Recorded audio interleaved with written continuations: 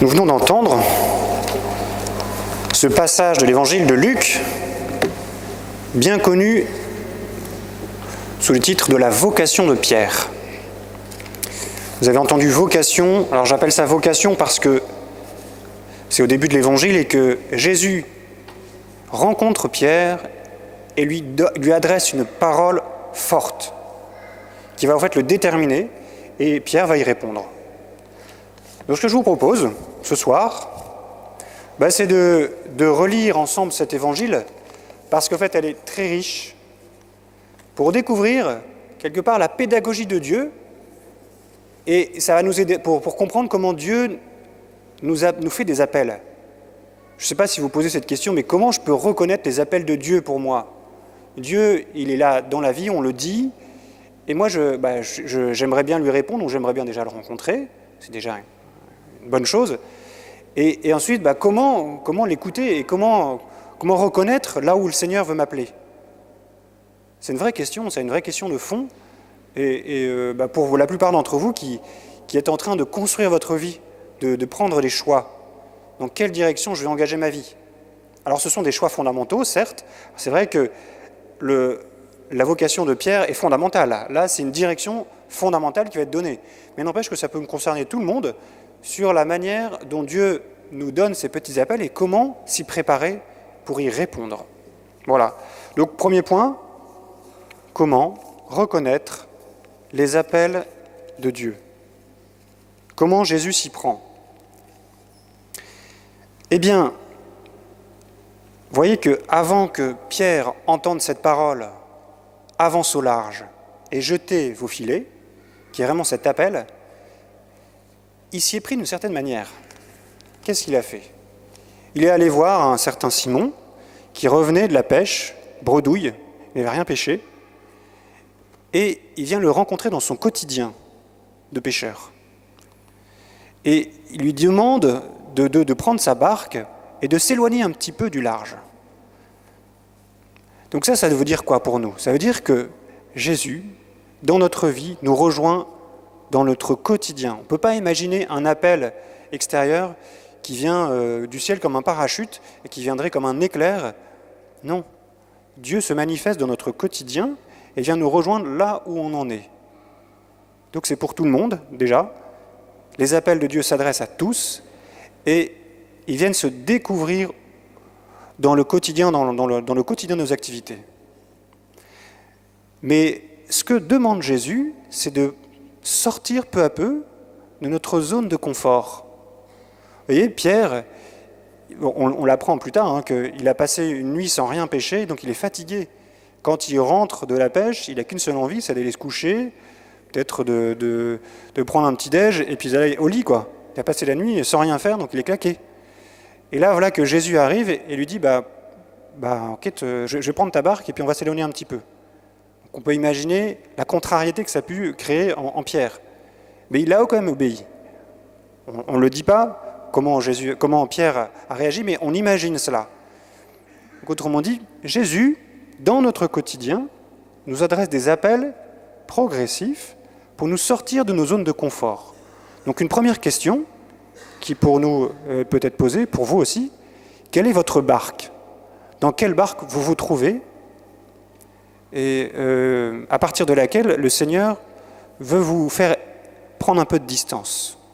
Est-ce que c'est votre travail, le quotidien de votre travail, les études ? Bien sûr, ça prend beaucoup de temps.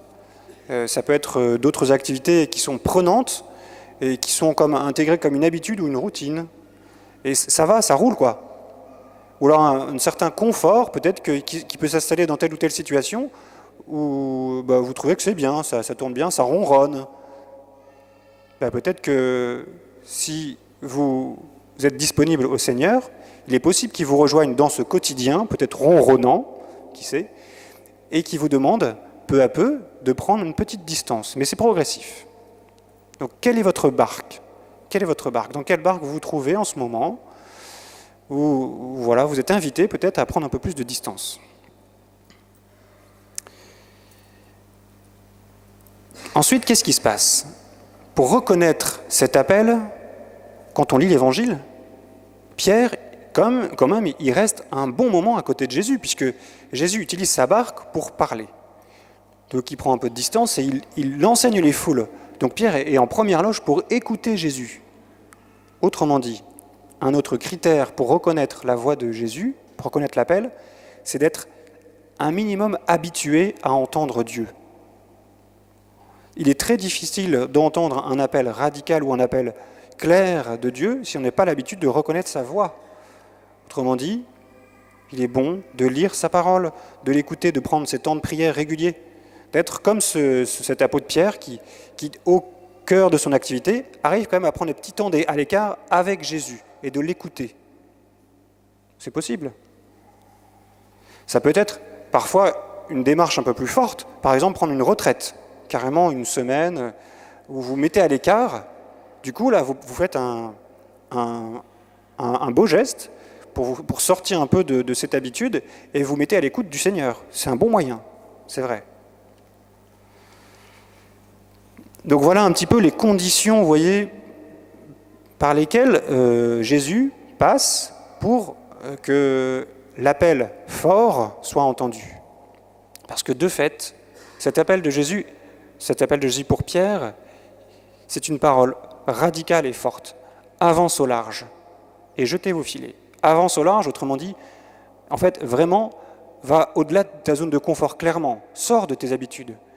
Et va pas dans la zone, là, la pataugeoire, là, mais va plus loin, là où tu n'as plus le contrôle.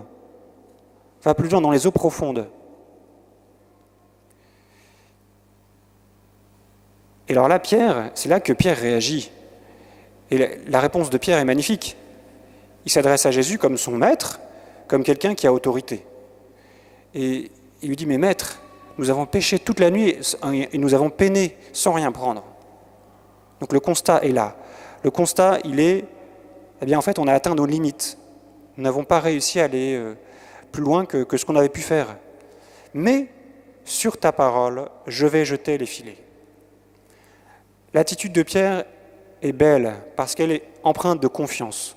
Mais ce n'est pas une confiance plate. En tout cas, c'est pas du quiétisme. Vous voyez, c'est une confiance qui suppose d'avoir éprouvé nos limites. Ce que je veux dire par là, c'est que, effectivement, pour pouvoir avancer par rapport à un appel, il est bon de faire confiance au Seigneur, de nous appuyer sur une parole qui peut nous déranger, voire de nous contrarier, mais qui nous appelle au large, en fait, qui est comme un appel à une plus grande liberté, et qui suppose quelque part aussi d'avoir éprouvé nos limites. Et c'est souvent dans des zones, dans des lieux où on se sent éprouvé qu'on découvre des appels forts du Seigneur. C'est dans des moments de bad parfois, ou de fatigue, de fragilité, qu'on découvre que Dieu est là, qui se rend présent. Et il nous dit, mais est-ce que tu as pensé à moi ? Est-ce que tu crois en moi ? Est-ce que tu crois que je peux agir ? Et là, en fait, il va pas forcer la main, parce il vous respecte profondément et il sait de ce dont vous êtes capable. Il ne va pas vous empêcher de faire ce dont vous êtes responsable. Donc la confiance suppose d'avoir éprouvé un peu nos limites, voyez ? Donc ne pas attendre non plus que tout vienne de Dieu, et en même temps la confiance, voilà, ça me dépasse, mais je m'appuie sur ta parole. Je m'appuie sur cette parole qui est plus grande que moi, et je te fais confiance parce que je crois que tu es capable de le faire et tu es bon. Et qu'est-ce qui se passe ? Eh bien, vous voyez que pour Pierre, ce qu'il avait fait pendant toute la nuit, ça se transforme en une seconde, en une pêche miraculeuse par obéissance à cette parole. Après avoir obéi à cette parole, tout ce qu'il avait fait en une nuit se réalise. Et là, en fait, ce signe, il a, on va dire, deux sens. Au moins, j'en vois deux sens. À travers ce signe de la pêche miraculeuse, il y a quelque chose d'extraordinaire qui se vit chez Pierre. Pierre, il se découvre pauvre, parce que Jésus découvre quelque chose de plus grand que son humanité. Un miracle, ça révèle toujours quelque chose de plus de l'humanité, ça révèle la puissance de Dieu. Et là, Jésus montre cette divinité. Et en fait, pour Pierre, son cœur était prêt à accueillir cette divinité. Et il réagit comme une humble créature face à Dieu. Et ce miracle, en fait, c'est comme une lumière pour Pierre, c'est comme une lumière pour Pierre qui révèle sa pauvreté. Vous voyez, c'est comme quand on allume une lumière dans une pièce, ou alors, plutôt, quand d'un coup un rayon de soleil arrive dans une pièce, on voit apparaître les poussières qui sont à l'intérieur, alors que quand il n'y avait pas de lumière, on ne le voyait pas. Eh bien, la lumière que donne Jésus à travers ce miracle vient révéler la petitesse de Pierre, de la même manière que la lumière du rayon de soleil vient éclairer les poussières dans une pièce. En fait, Dieu nous révèle à nous-mêmes. Jésus révèle Pierre à lui-même et vient l'ajuster à Dieu, à lui.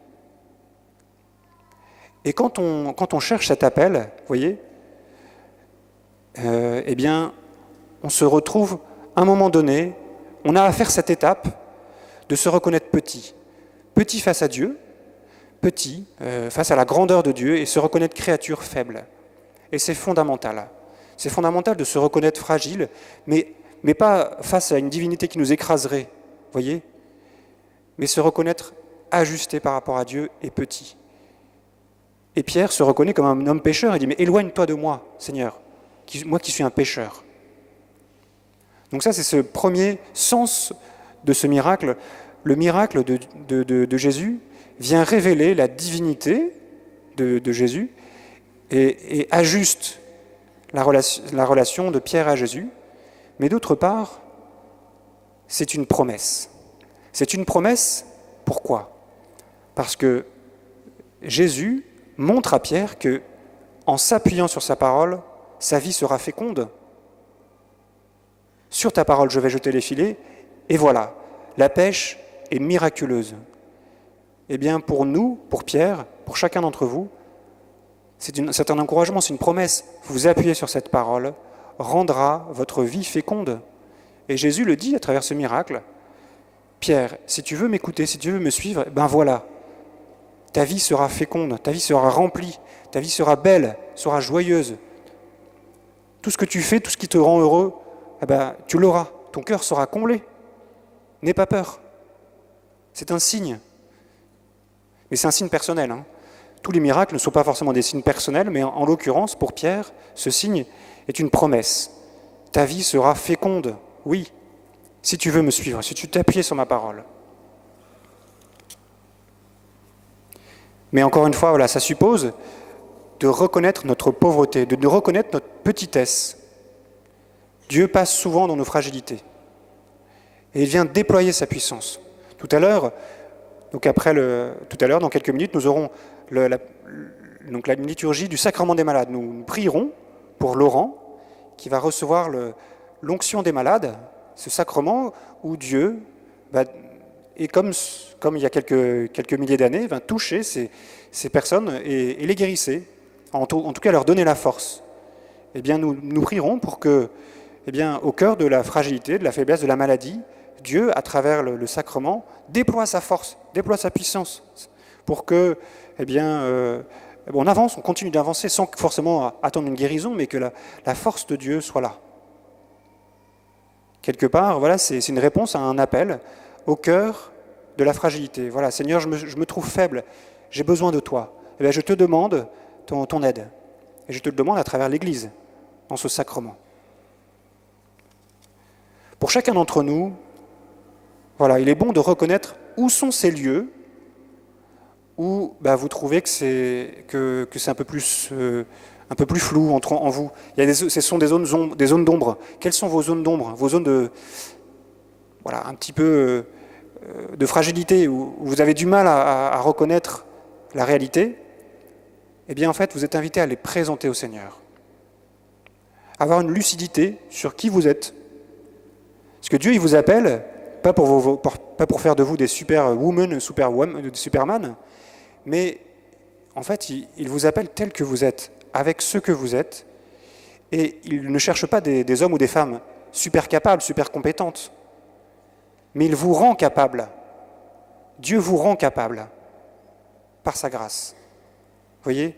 Mais cela suppose cette confiance et cette lucidité sur qui vous êtes. Donc de reconnaître humblement votre petitesse. Et ça, c'est une grâce aussi. C'est la lumière de Dieu qui est donnée à un moment donné pour reconnaître notre petitesse. Alors, mais ça vaut le coup de réfléchir en nous où sont ces zones qui sont un peu plus fragiles.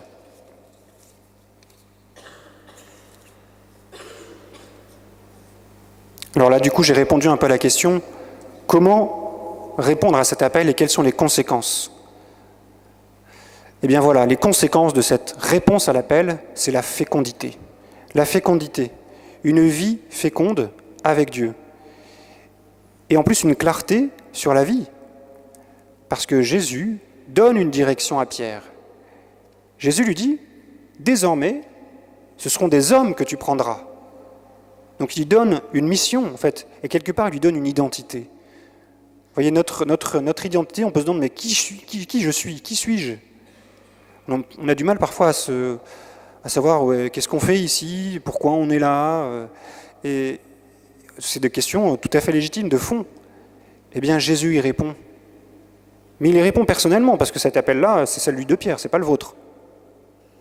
Et c'est un appel à la liberté. Autrement dit, la vocation, c'est pas une contrainte, c'est pas un carcan qui vous mettra dans des rails.